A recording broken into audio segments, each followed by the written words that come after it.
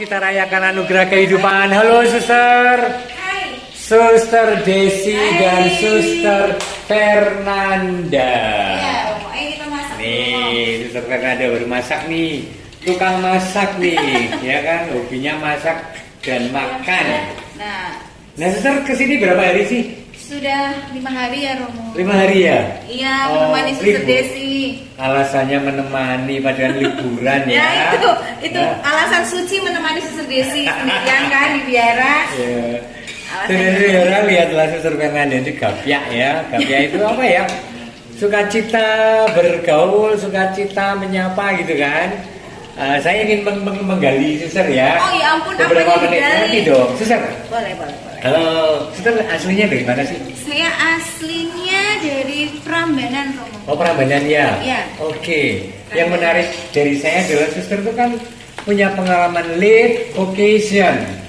Oh iya, Ya kan? that's true. Late vocation itu panggilan yang terlambat lah kasarnya. Terlambat, Wes kita tua sudah lagi mlebu suster gitu kan. Betul, Romo. Sejarah suster terpanggil seperti apa suster? Dulu kan sudah kuliah, kerja dan seterusnya, seperti apa sih?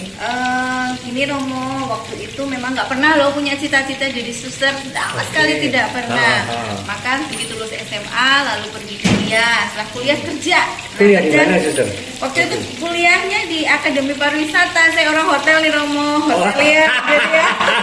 Di Amta. apa, ya, Amta. Oh, Iya. mirip dengan adikku lulusan sana. Nah, setelah itu Oke, ya. kerja di Surabaya, lalu pindah ke Jakarta. Cek, kerjanya di hotel apa kerja di apa? Di kafe waktu di Surabaya. Oh, ini anak kafe ini.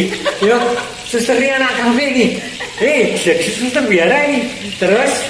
Setelah pindah ke Jakarta karena pengen ada tawaran nih, tapi tidak di hotel, tidak di apa nih, malah jadi apa sekretaris di interior design. Oke, ya.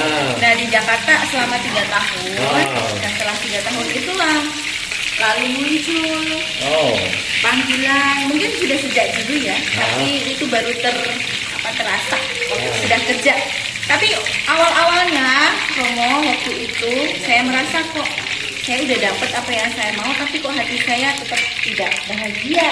Oke. Ada sesuatu yang kosong, ada sesuatu yang hilang yang saya tidak bisa dapatkan dengan kerja, dengan fasilitas, dengan apapun yang saya dapatkan di Jakarta waktu itu. Ya bayangkan ya Romo jadi sekretaris kan gajinya juga lumayan, relasi juga banyak begitu, tapi ternyata itu tidak membuat saya bahagia. Ada sesuatu yang kosong, dan ruang kosong ini hanya bisa terisi ketika saya meluangkan waktu untuk orang lain. Ini luar biasa ini refleksinya. Ketika saya membantu orang yang tidak mampu, saya menyapa orang-orang yang tidak tersapa, atau saya melayani ketika saya ikut kegiatan aktif di gereja di Paroki Trinitas waktu itu. Saya tinggal di Cengkareng. Begitu Romo, lalu muncullah bagaimana ini biar saya. Jadi rupa-rupanya orang muda itu kan pengen tahu, rupa-rupanya panggilan itu bukan lalu mimpi kita pengen jadi suster, ya kan? Saya sama sekali tidak pernah punya mimpi. Hasil dari refleksi, ya yang seperti diceritakan suster. Karena saya pikir, masa hidup hanya makan, tidur, kerja, pulang lagi gitu terus hidup saya mau apa?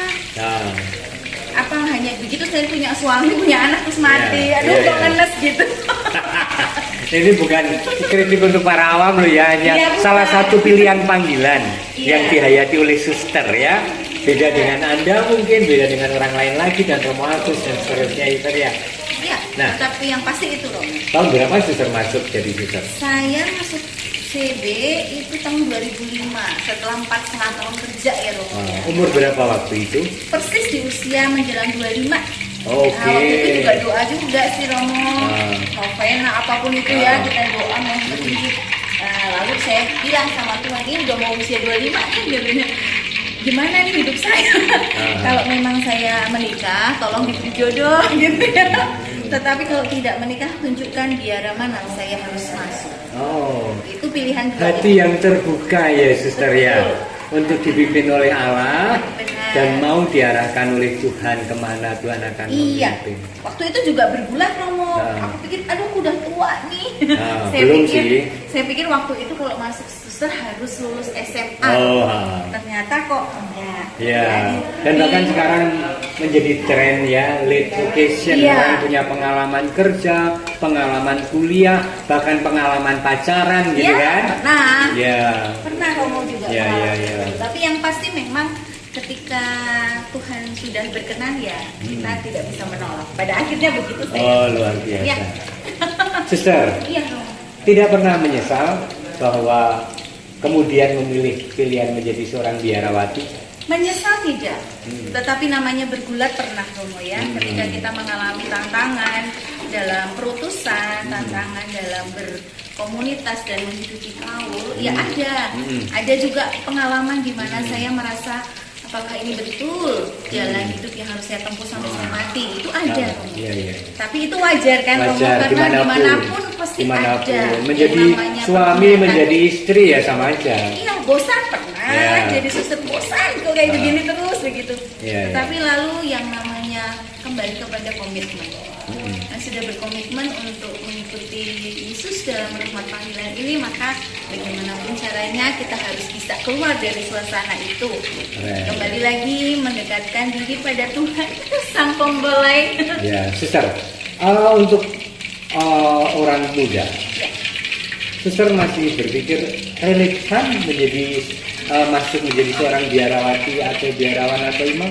Relevan nggak sih? sangat Apa relevan. relevansinya? Relevansinya begini,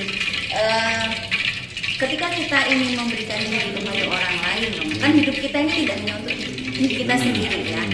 Lalu ada jalan lain yang ditawarkan untuk kita untuk memberikan hidup kita untuk Tuhan dan sesama. Dan itu justru menjadi rahmat yang luar biasa untuk saya pribadi dan juga untuk keluarga dan orang lain. Maka kalau kita ingin hidup kita bermakna, maka kita perlu juga berbagi dengan yang lain. Dan jalan panggilan ini sungguh menjadi sarana untuk saya berbagi rahmat kehidupan yang sudah Tuhan berikan untuk saya. Ternyata kuncinya adalah hidup berbagi. Betul. Ya, dan menjadi biarawati, biarawan, imam salah satu cara yang dimungkinkan untuk optimal berbagi hidup. Betul, karena kan kita tidak punya dalam arti keterikatan Iya. tertentu terhadap satu orang yang pribadi, suami atau istri. Oke. Bukan bermaksud egois, Iya, tapi paham. karena memang ini dimungkinkan dibuat seperti itu agar fokus. Nah seperti ini kalau saya punya suami, Iya, betul, punya betul. anak, nggak bisa saya main ke Wonogiri Iya, menemani iya. Suster Desi. Nah, Nah kalau pekerjaan tugas-tugas yang lain masih bisa diatur lah, di manage. Oke. Karena kan apalagi sekarang online begini untuk Ya. ngajar saya masih bisa online, rapat-rapat bisa online gitu. Suster, terakhir, suster punya pesan apa kepada orang-orang muda perempuan? Ke perempuan ya Ya, khususnya. Oke teman-teman, kalau teman-teman merasa ingin berbagi hidup, mensyukuri hidup, kalau memang punya keinginan untuk masuk biara, jangan takut mencoba. Ya, dulu saya prinsipnya lucu loh, begini. Kalau saya menikah, kalau saya masuk biara, saya tidak betah, saya masih bisa keluar lalu menikah. Tapi kalau saya sudah menikah, nggak bisa cerai sama suami terus saya masuk biara. Gitu ya. Ini prinsip yang bagus, Bu. Dan itu betul. Ya kan? Jangan takut untuk mencoba.